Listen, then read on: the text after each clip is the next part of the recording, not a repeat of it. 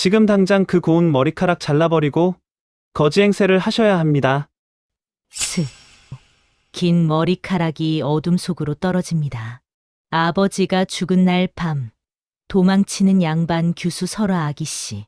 사냥 깨는 길을 바꿔도 강을 건너도 정확히 따라옵니다. 낯선 소년이 다시 말합니다. 그것을 자르는 순간 아기 씨는 세상에서 사라집니다. 설화는 칼을 들었습니다. 그날 밤 설화 아기씨는 세상에서 사라졌습니다. 그리고 전혀 다른 사람이 태어났습니다. 신기루 야담에 오신 것을 환영합니다. 오늘도 건강하고 행복한 하루 되세요. 좋아요와 구독 꼭 눌러주세요. 그럼 이야기 시작합니다. 먼 옛날 조선 영조 임금 말년의 이야기입니다. 한양 가회방이라 불리던 그곳에는 명문가들이 즐비하게 들어서 있었습니다. 높은 기와 지붕 아래 고요한 담장이 이어지고 아침이면 향냄새와 책 읽는 소리가 골목을 가득 채우던 곳이었지요. 그 가운데 청렴하기로 이름 높은 형조판서 설정원 대감의 집이 있었습니다. 설대감에게는 하나뿐인 딸이 있었습니다. 사람들은 그녀를 설화 아기씨라 불렀습니다. 봄 아침 복사꽃처럼 고왔으나 그 고움보다 더 빛나는 것이 있었으니 바로 맑고 단단한 마음이었지요. 어머니를 일찍 여의고 아버지 곁에서 자랐기에 설화는 또래 규수들보다 조용하고 의연했습니다. 설화의 하루는 언제나 고요했습니다. 아침이면 아버지의 서재를 청소하고 낮이면 침선을 하고 저물 무렵이면 아버지가 귀가하기를 기다렸습니다. 평범하고 단순한 일상이었으나 설화에게는 그 고요함 자체가 행복이었지요. 하지만 그 행복이 오래가지 못하리라는 것을 설화는 아직 알지 못했습니다. 설대감이 병을 얻은 것은 그의 가을이었습니다. 처음에는 가벼운 기침이었습니다. 그러나 겨울이 깊어질수록 병세도 함께 깊어졌습니다. 날이 갈수록 설대감의 얼굴은 창백해졌고 밤마다 기침 소리가 안채까지 들려왔습니다. 설화는 밤새 잠을 이루지 못하고 아버지의 방 앞을 서성였지요. 그때였습니다. 설대감의 외숙부 배진수라는 인물이 조문을 핑계로 드나들기 시작한 것이 배진수는 겉으로는 인자한 척했습니다. 설대감의 약을 챙기고 설화에게 살뜰한 말을 건넸지요. 하지만 그의 눈이 향하는 곳은 언제나 따로 있었습니다. 창고였습니다. 그리고 장부였습니다. 설대감의 재산은 적지 않았습니다. 대를 이어 모은 땅 문서며 곡물 창고며 한양 장시에 걸린 점포들. 배진수의 탐욕스러운 눈은 그것들을 하나하나 훑었습니다. 그리고 그는 알고 있었습니다. 설화 아기씨만 없으면 그 모든 것이 자신의 것이 된다는 사실을. 설대감이 세상을 뜬 것은 그의 섣달 금은날 밤이었습니다. 눈이 소복이 쌓인 밤이었습니다. 마당에 선 소나무 위로 흰 눈이 소리 없이 내려앉는 그 밤에 설대감은 설화의 손을 잡고 조용히 눈을 감았습니다. 설화는 한동안 아버지의 손을 놓지 못했습니다. 손이 점점 식어가는 것을 느끼면서도 그 손을 놓으면 세상에 혼자 남겨질 것 같아 두려웠기 때문이었지요. 이튿날 아침부터 배진수는 분주히 움직였습니다. 창고 열쇠를 챙기고 장부를 가져가고 집안 하인들에게 으름장을 놓았습니다. 불과 하루 사이에 설화는 자기 집에서 낯선 손님처럼 되어버렸습니다. 그러던 어느 날 밤이었습니다. 설화는 잠이 오지 않아 마당을 거닐다 사랑채 쪽에서 낮은 목소리가 들려오는 것을 들었습니다. 배진수의 목소리였습니다. 창고에 불을 지르면 된다. 그리고 그 죄는 아이에게 뒤집어 씌우면 그만이지. 설화의 발이 그 자리에서 멎었습니다. 아기 씨가 재산을 탐내 스스로 불을 질렀다 하면 누가 의심하겠나? 그 길로 관아에 고하면 끝이야. 심장이 쿵 내려앉는 것 같았습니다. 배진수의 목소리는 조심스럽고도 냉정했습니다. 슬픔도 망설임도 없는 목소리였지요. 마치 오래전부터 준비해온 수순인 듯. 바로 그 순간이었습니다. 마룻바닥이 삐걱하고 소리를 냈습니다. 배진수의 말이 뚝 끊겼습니다. 그리고 문이 열렸습니다. 배진수의 눈이 설아를 발견했습니다. 두 사람의 눈이 마주쳤습니다. 그 눈에는 다정함도 측은함도 없었습니다. 오직 냉랭하고 차가운 계산만이 담겨 있었지요. 설아는 방으로 달려 들어갔습니다. 문을 걸어 잠그고 이불을 끌어안았습니다. 밖에서 배진수의 발소리가 천천히 멀어졌습니다. 하지만 설아는 알고 있었습니다. 오늘 밤이 지나면 더 이상 이 집에서 살아남을 수 없다는 것을. 다음 날 아침, 소문은 이미 퍼져 있었습니다. 아기 씨가 은을 훔쳤다. 아기 씨가 창고 장부를 숨겼다. 관아 사람들이 집을 찾아왔고 배진수는 눈물을 글썽이며 안타까운 척 그들을 맞이했습니다. 설아는 도망쳐야 했습니다. 그날 밤 설아는 아버지의 도포를 걸쳐 입고 담을 넘었습니다. 도포 안쪽에는 아버지가 평생 아끼던 옥누리개 하나가 있었습니다. 용빈을 문양이 새겨진 그것을 설아는 아버지의 마지막 선물이라 여기며 허리춤에 단단히 품었습니다. 한양을 벗어난 산길이었습니다. 밤비가 갓 그친 산길은 어둡고 미끄러웠습니다. 발밑에 낙엽이 질척거렸고 능선에서 불어오는 바람은 뼛속까지 파고들었습니다. 설아는 숨을 죽이며 달렸습니다. 방향을 알 수 없는 어둠 속에서 나뭇가지가 얼굴을 긁었고 돌부리에 걸려 넘어지기를 2번, 3번. 무릎에서 피가 나는 것을 느꼈지만 멈출 수 없었습니다. 설아는 방향을 바꿨습니다. 서쪽으로 가다가 다시 북쪽으로 개울을 건너 바위 뒤에 몸을 숨겼습니다. 숨을 고르며 귀를 기울였습니다.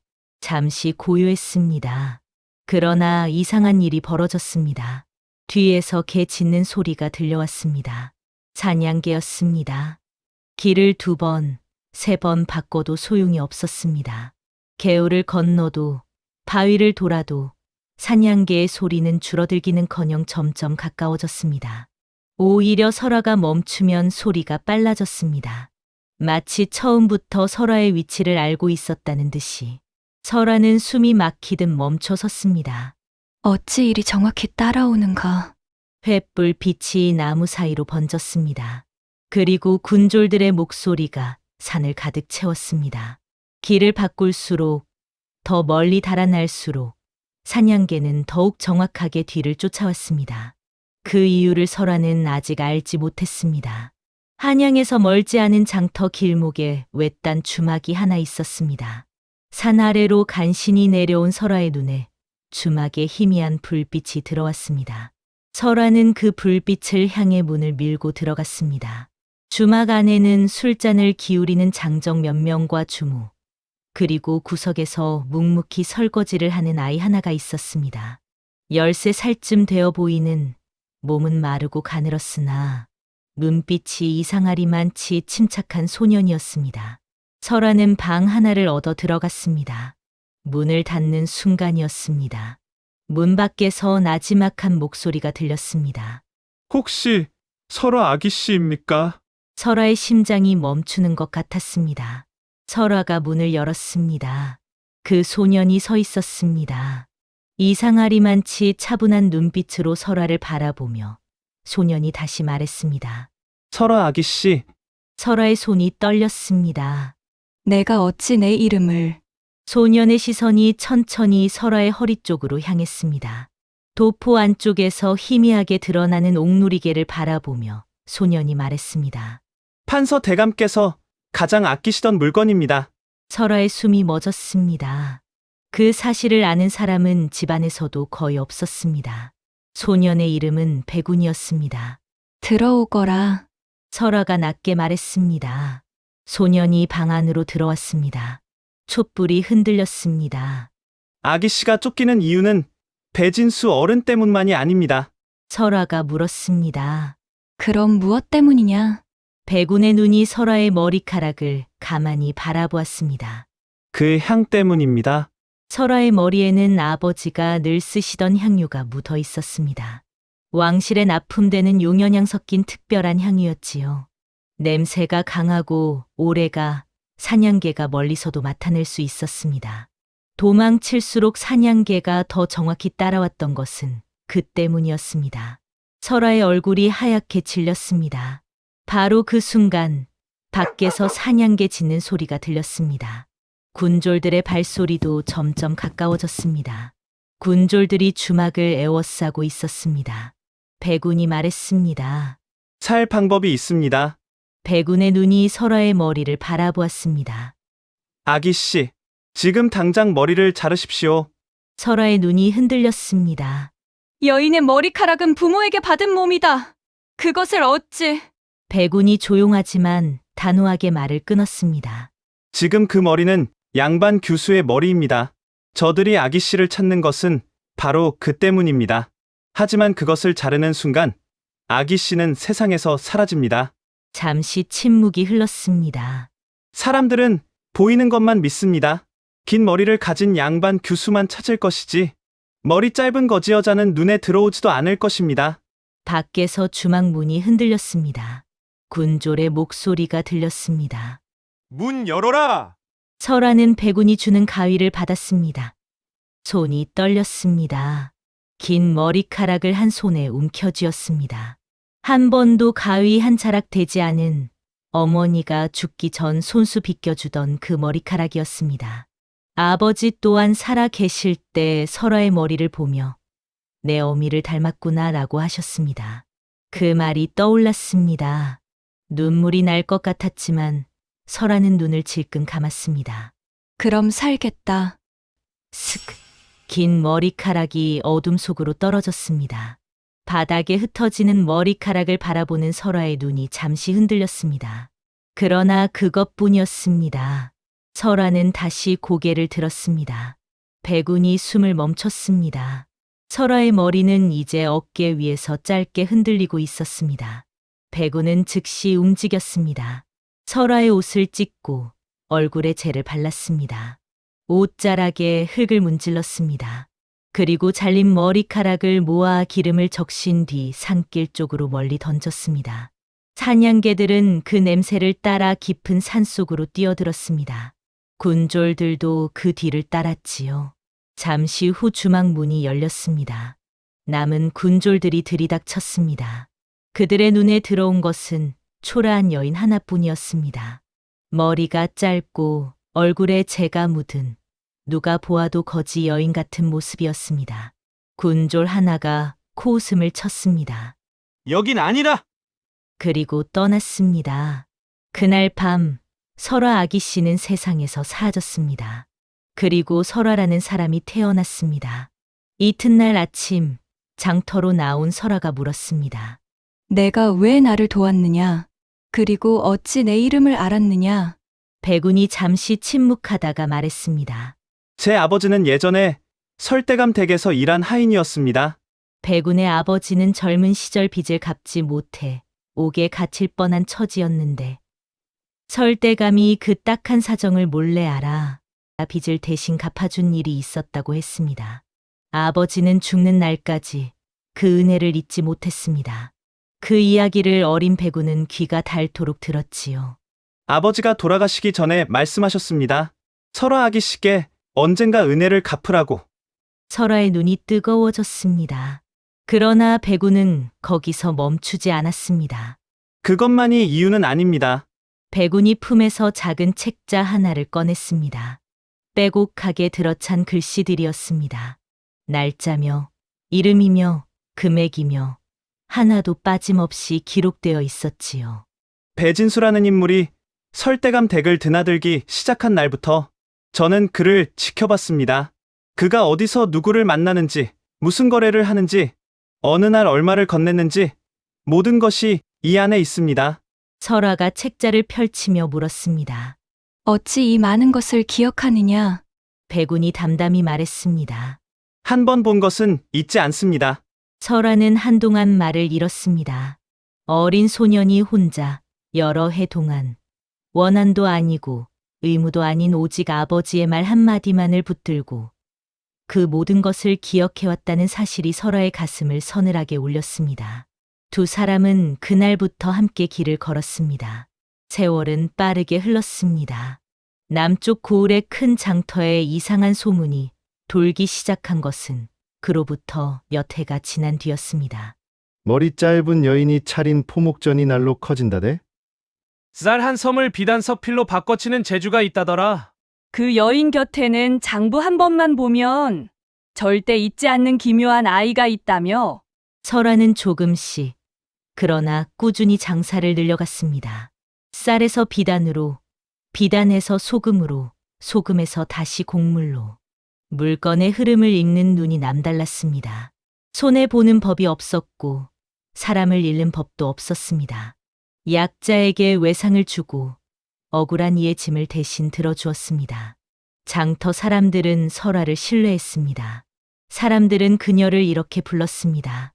설아 대행수. 배구는 그녀 곁에서 장부를 맡았습니다. 한 번 본 것을 잊지 않는 그 기이한 재능은 장사에서 놀라운 위력을 발휘했습니다.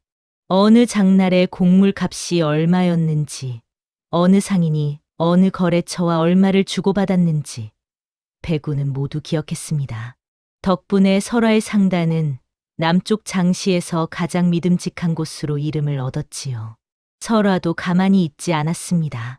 장시 상인들 중 억울한 일을 당한 이들의 이야기를 귀 기울여 들었고 자신이 가진 것으로 그들의 짐을 조금씩 나눴습니다. 외상을 갚지 못한 이에게 기한을 늘려주고 힘없는 행상에게 먼저 좋은 자리를 양보했습니다. 사람들은 그런 설아를 믿었습니다. 설아 대행수라는 이름은 돈 많은 상인의 이름이 아니라 믿을 수 있는 사람의 이름이 되었습니다. 하지만 배군이 기억하는 것은 그것만이 아니었습니다. 배진수에 관한 기록도 단 한 글자 빠짐없이 배군의 머릿속에 담겨 있었습니다. 해가 바뀔수록 그 기록은 더 두꺼워졌습니다. 배진수가 한양 관리들과 나눈 뒷거래, 억울한 백성들에게서 착복한 세금, 죄 없는 이들에게 죄를 씌워 빼앗은 재물들. 배군은 그 모든 것을 기다렸습니다. 쓸 날이 반드시 오리라는 것을 알고 있었습니다. 어느 가을날이었습니다. 낡은 도포를 걸친 사내 하나가 설아의 가게를 찾아왔습니다. 겉은 허름했으나 눈빛이 날카로웠습니다. 장터 사람처럼 물건을 구경하는 척하다가 손님들이 빠져나가자 슬그머니 다가왔습니다. 사내가 싱글거리며 말했습니다. 대행수께서 예전에 설판서 댁 아기씨셨다는 것을 압니다. 방 안의 공기가 싸늘해졌습니다. 설아는 눈 하나 깜짝하지 않았습니다. 그래서? 사내는 그 반응이 당황스러웠는지 잠시 머뭇거렸습니다. 그러다 다시 싱긋 웃으며 말을 이었습니다. 배진수 어른께서 아직도 아기씨를 찾고 계십니다. 잠옷 걱정이 크신 모양이지요. 사내가 손을 내밀었습니다. 돈을 주시면 모른 척하겠습니다. 설아는 움직이지 않았습니다. 사내를 바라보는 눈빛에 두려움이라고는 없었습니다. 잠시 사내의 얼굴을 살피다가 조용히 말했습니다. 알겠다. 내일 다시 오너라. 사내가 물러갔습니다. 이 잔은 미끼입니다. 그날 밤 배군이 말했습니다. 설아가 물었습니다. 미끼?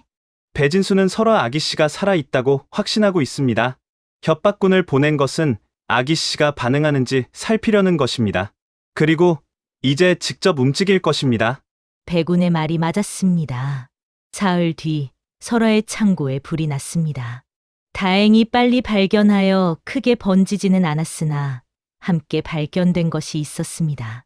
창고 문 앞에 쓰러져 있는 낯선 사내 하나. 손에는 불씨와 기름이 쥐어져 있었습니다. 그것만이 아니었습니다. 다음 날 아침 관아 사람들이 찾아왔습니다. 배진수가 고발장을 넣었다는 것이었습니다. 도망친 죄인 설화. 창고에 불을 지르고 사람을 해친 자. 수십 년 전과 똑같은 방식이었습니다. 설화에게 죄를 뒤집어 씌우고 관아를 이용해 잡아들이는 것.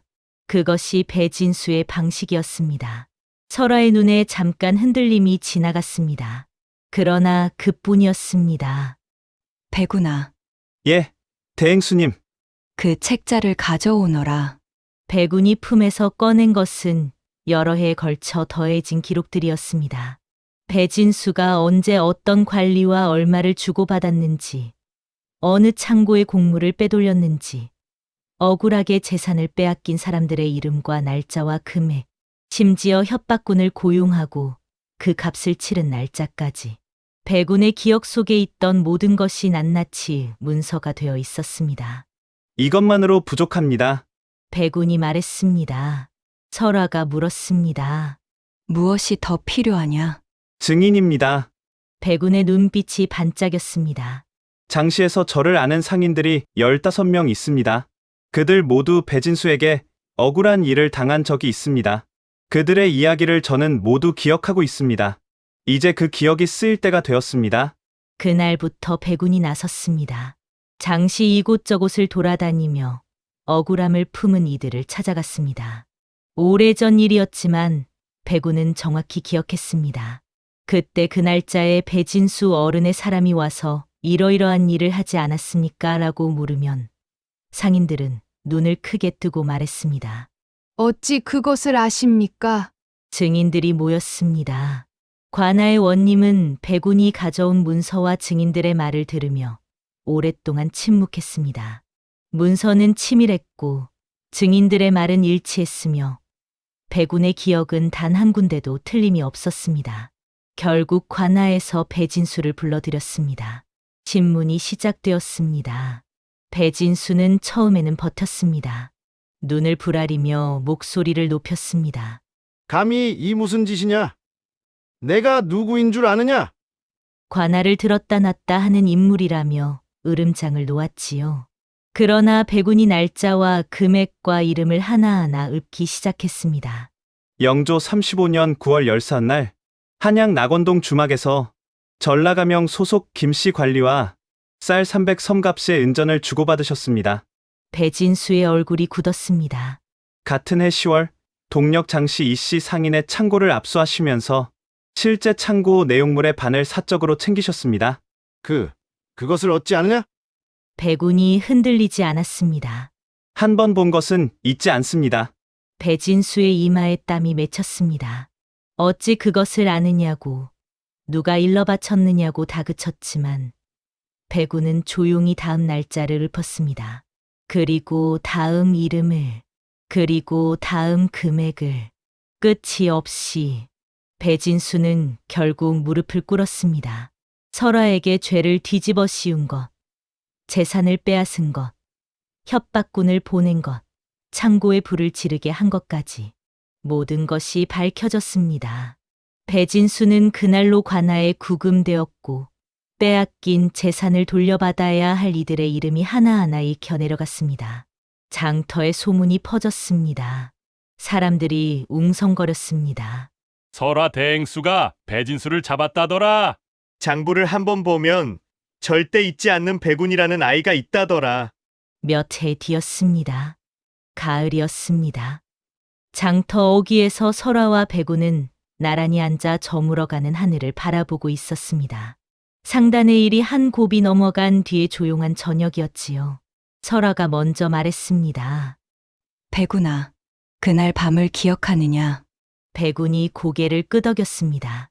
잊을 수 없습니다. 설화가 웃었습니다. 그날 나는 머리를 잘랐다. 그래서 살았다. 잠시 침묵이 흘렀습니다. 바람이 지나가고 장터의 불빛이 하나둘 켜지기 시작했습니다. 그 머리카락이 떨어지던 순간 설아 아기 씨는 사라졌지.